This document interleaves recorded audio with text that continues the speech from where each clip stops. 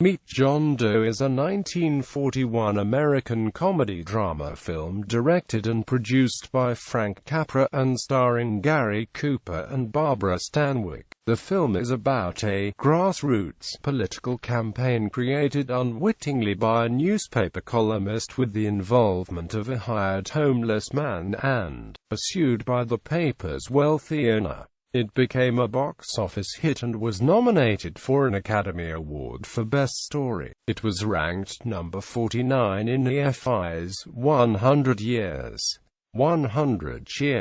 In 1969, the film entered the public domain due to the claimant's failure to renew its copyright registration in the 28th year after release. It was the first of two features Capra made for Warner Brothers after he left Columbia Pictures. His second film for Warner's was an adaptation of the Broadway play Arsenic and Old Lace and was filmed in 1941 but not released until 1944 because the producers of the play wouldn't allow the film to be shown until the production closed. Plot: infuriated at being told to write one final column after being laid off from her newspaper job, Anne Mitchell prints a letter from a fictional unemployed John Doe threatening suicide on Christmas Eve in protest of society's ills. When the letter causes a sensation among readers, and the paper's competition suspects a fraud and starts to investigate, editor Henry Connell is persuaded to rehire Mitchell, who schemes to boost the newspaper's sales by exploiting the fictional John Doe. From a number of derelicts who show up at the paper claiming to have written the original letter, Mitchell and Connell hire John Willoughby, a former baseball player and tramp in need of money to repair his injured arm, to play the role of John Doe. Mitchell starts to pen a series of articles in Doe's name, elaborating on the original letter's ideas of society's disregard for people in need. Willoughby gets $50, a new suit of clothes, and a plush hotel suite with his tramp friend, the Colonel, who launches into an extended diatribe against the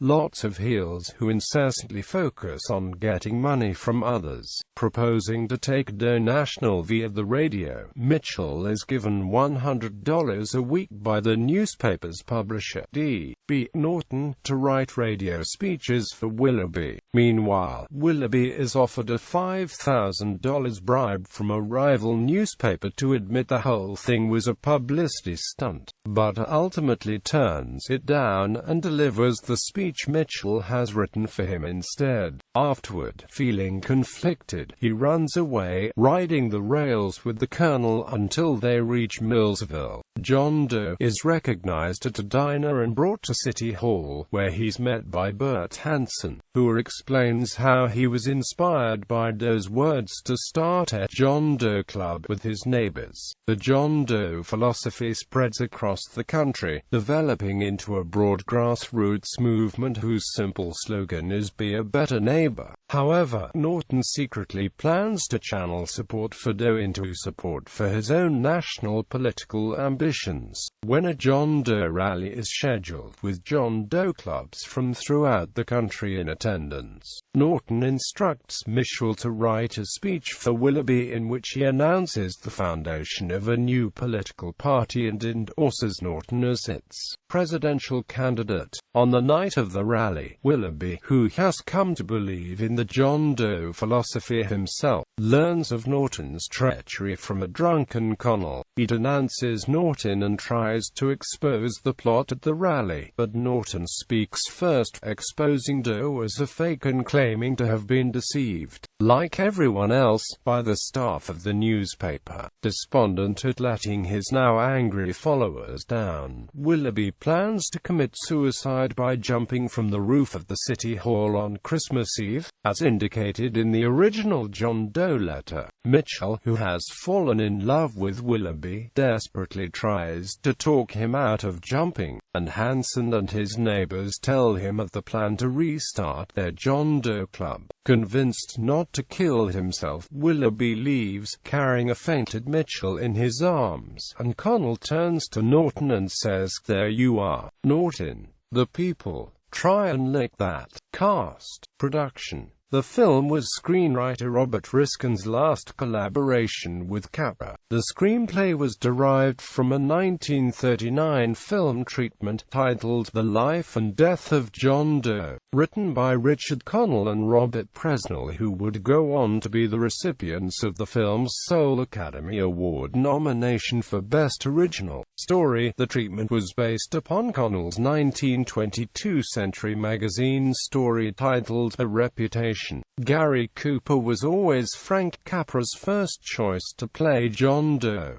Cooper had agreed to the part without reading a script for two reasons. He had enjoyed working with Capra on their earlier collaboration, Mr. Deeds Goes to Town, and he wanted to work with Barbara Stanwyck. The role of the hard-bitten news reporter, however, was initially offered to Ann Sheridan, but the first choice for the role had been turned down by Warner Brothers due to a contract dispute, and Olivia de Havilland was similarly contacted, albeit unsuccessfully. The composer selected was frequent Capra collaborator Dmitri Tiomkin, who also did the scores for Capra's Mr. Smith Goes to Washington and It's a Wonderful Life.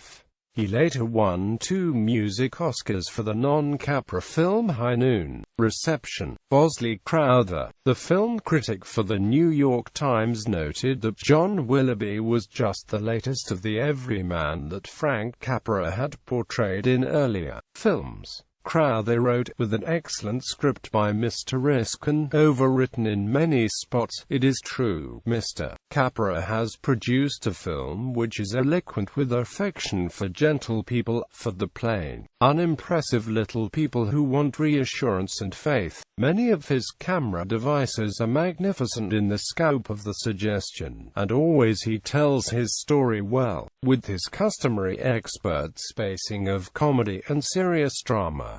Only space prevents us from enthusing loudly about individual touches. In the Variety review, there was a more critical look at the plot. The synthetic fabric of the story is the weakness of the production, despite the magnificence of the Frank Capra-directed superstructure. But Robert Riskin, who wrote the screenplay from an original story by Richard Connell and Robert Presnell, leaves the audience at the finale with scarcely more than the hope that someday selfishness, fraud and deceit will be expunged from human affairs. The film is recognized by American Film Institute in these lists. 2003, AFI's 100 Years, .100 Heroes and AMP Villains. John Willoughby, nominated hero.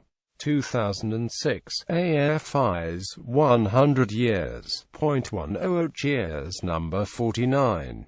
Adaptations. Meet John Doe was dramatized as a radio play on the September 28, 1941 broadcast of the Screen Guild Theatre, starring Gary Cooper, Barbara Stanwyck and Edward Arnold in their original roles. A musical stage version of the film, written by Eddie Sugarman and composed by Andrew Girl, was produced by Ford's Theatre in Washington, D.C. from March 16 to May 20, 2007, featuring Heidi Blickenstaff as Ann Mitchell and James Moyer as John Willoughby. John Doe. Donna Lynn Champlin had previously appeared as Ann Mitchell in workshop versions of the show. After an off-Broadway stint, the Chicago production of the musical was presented at the Porchlight Music Theatre from March 5 to April 17, 2011 under the direction of Jim Beaudry, musical direction by Eugene Dizon, featuring Elizabeth Lanza as Ann Mitchell and Carl Hamilton as John Willoughby. John Doe,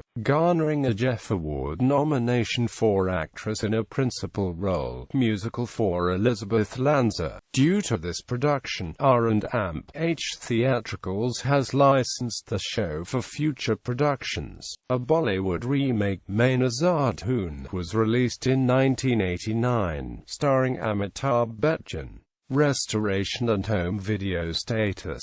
In 1945, Capra and Riskin sold all rights in Meet John Doe to Sherman S. Krellberg's Goodwill Pictures, a New York distributor. While in Goodwill's possession, the original camera negative deteriorated due to poor storage and was eventually destroyed. Copyright in the film was not renewed and it fell into the public domain in 1969. The Library of Congress created a fresh preservation negative in the 1970s by combining Goodwill's surviving 35mm prints with the Warner Brothers studio print. Poor quality copies of Meet John Doe have proliferated on home video for years, sourced from inferior quality prints, while the restored lock print remains in storage. In 2001, Ken Barnes' Laureate Presentations undertook a digital restoration of the best available European print. This was released on DVD by Sanctuary in the UK and by VCI in the US. To date, these are the best quality commercially available releases.